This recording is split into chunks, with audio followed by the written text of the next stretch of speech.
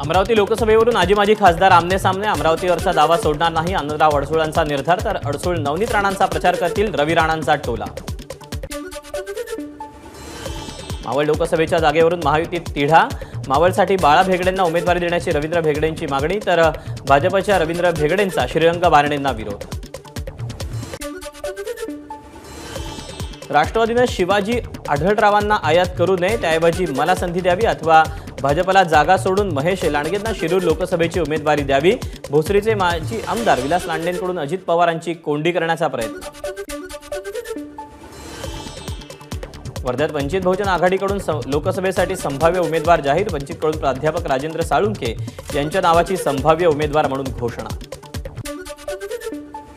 वंचित बहुजन आघाडीची अद्याप महाविकास आघाडीसोबत पूर्ण युती नाही, त्यामुळे वंचितच्या कार्यकर्त्यांनी इतर पक्षांच्या बैठकीला किंवा कार्यक्रमाला उपस्थित राहू नये, वंचित बहुजन आघाडीचे प्रमुख प्रकाश आंबेडकरांचं आवाहन।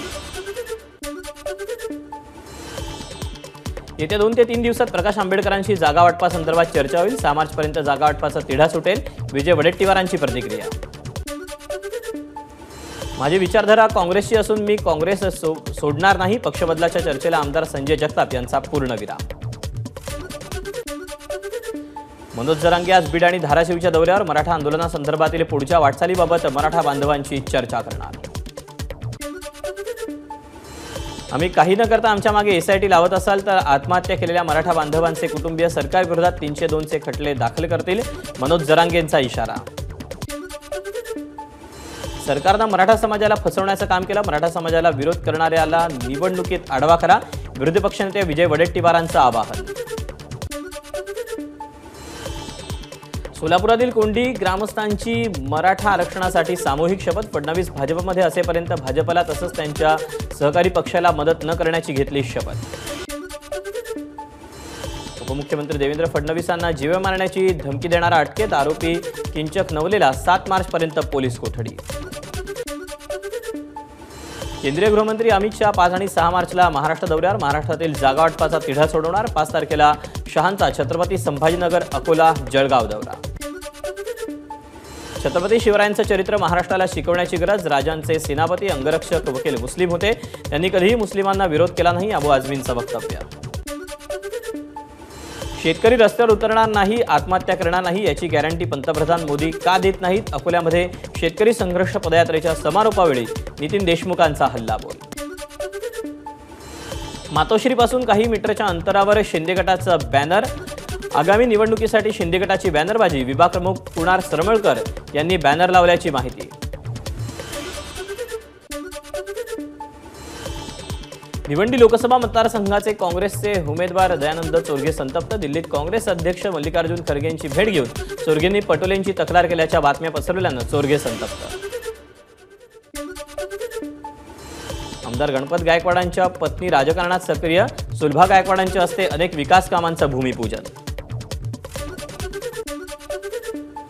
भंडारा गोंदिया लोकसभा मतदारसंघात 3.5 लाख मतदार असलेल्या पोवार समाजाचा निर्वाणीचा इशारा, भंडारा गोंदियात पोवार समाजाचा उमेदवार देण्याची मागणी।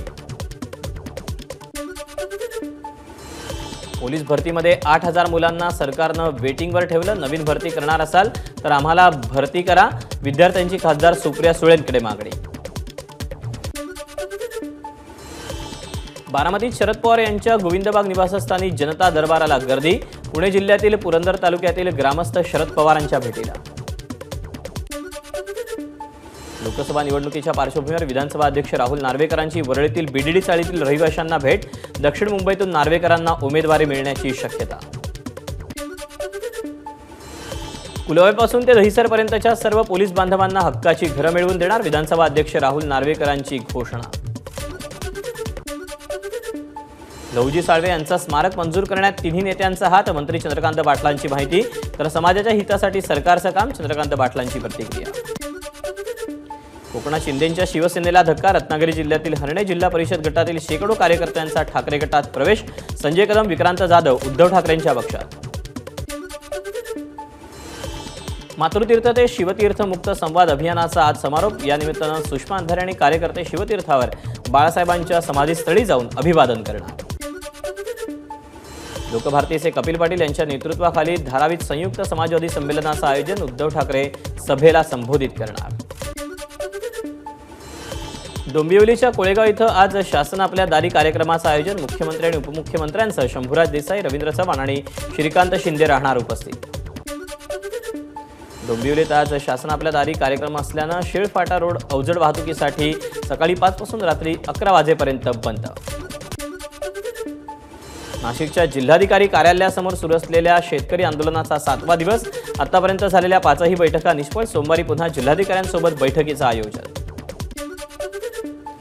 संत गजानन महाराजांचा आज 146वा प्रकट दिन. शेगावच्या गजानन महाराज मंदिरात विविध कार्यक्रमांचं आयोजन. देशभरातून 700हून अधिक दिंड्या शेगावात दाखल. नागपूरच्या वेगवेगळ्या मंदिरात गजानन महाराज प्रकट दिन साजरा. नागपूरच्या न्यू मनुष्यानगर भागातील जय दुर्गा सोसायटीमध्ये अभिषेक पूजा, त्यासोबत सामूहिक पारायण.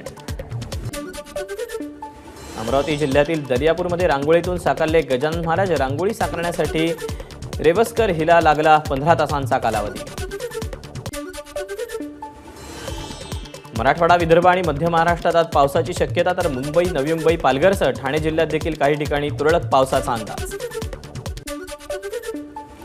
मुंबईतील हवेच्या दर्जाच्या गुणवत्तेत सुधारणा. वरळीत सर्वाधिक स्वच्छ हवेची नोंद. मध्य आणि हार्बर रेल्वे मेगावर आज मेगा ब्लॉक. मध्य रेल्वेच्या CSMT ते विद्याविहार मार्गावर, तर हार्बर मार्गावर मानखुर्द ते नेरूळ दरम्यान मेगा ब्लॉक. जयगड किल्ल्याच्या बुरुजासंदर्भात माझानं दाखवलेल्या बातमीची केंद्रीय पुरातत्व विभागाकडून दखल. समुद्रात सुरू असलेलं काम तात्काळ थांबवण्याचे JSW कंपनीला आदेश. राज्यात आज पोलिओ लसीकरण मोहीम राबवली जाणार. लहान बालकांना नागरिकांनी पोलिओची लस द्यावी. आरोग्यमंत्री तानाजी सावंत यांचं आवाहन. भाषण सुरू असताना अचानक एका तरुणानं उठून आमदार नितीन देशमुखांना कापसाच्या भाववाढीवर प्रश्न विचारला. अकोला जिल्ह्यातील नितीन देशमुखांच्या शेतकरी संघर्ष पदयात्रेच्या समारोप कार्यक्रमातील प्रकार. अवकाळीमुळे जळगाव जिल्ह्यातील अनेक भागात शेतीसह फळबागांचं नुकसान. नुकसानग्रस्त भागाची अनिल पाटील यांच्याकडून पाहणी. नुकसानाचा अनिल पाटील यांच्याकडून आढावा. महाराष्ट्र लोकसेवा आयोगामार्फत शिफारस करण्यात आलेल्या 121 मंडळ कृषी अधिकाऱ्यांना 7 महिन्यांच्या विक्रमी वेळेत नियुक्ती प्रदान. कृषी मंत्री धनंजय मुंडे यांची माहिती. खासदार रणजितसिंह नाईक निंबाळकर आणि आमदार बबन शिंदेंच्या ताफ्यासमोर संतप्त ग्रामस्थांनी पाडला गाजराचा पाऊस.